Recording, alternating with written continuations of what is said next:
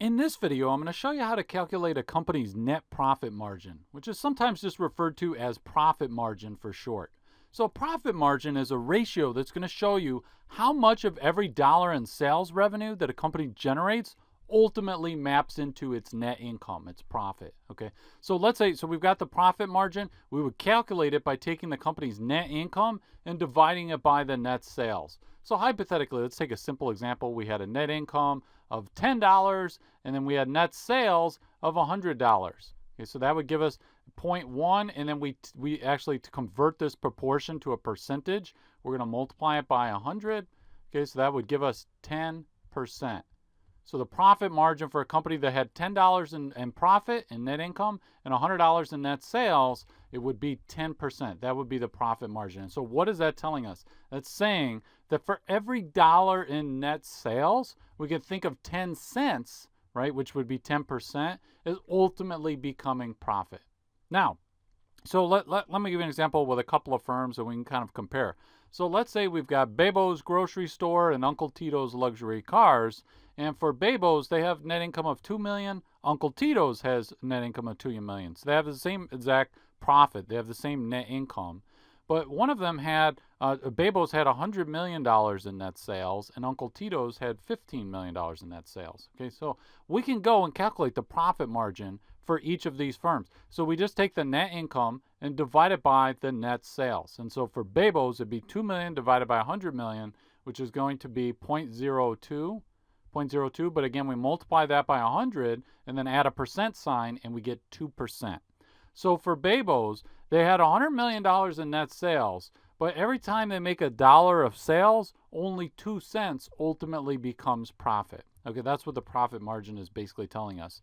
Now, for Uncle Tito's, they also had $2 million in net income, but when we divide that by $15 million in sales, we get to a profit margin of 13.33%. So that's just the $2 million divided by the $15 million for Uncle Tito's. So Uncle Tito's has a much larger profit margin than Bebo's grocery store. So you might think, hey, this is automatically Uncle Tito's is a better company. They have a higher profit margin. Why would anyone want to invest in Bebo's grocery store? Well, it could be that Bebo's grocery store has a lot higher turnover. That think about it like this.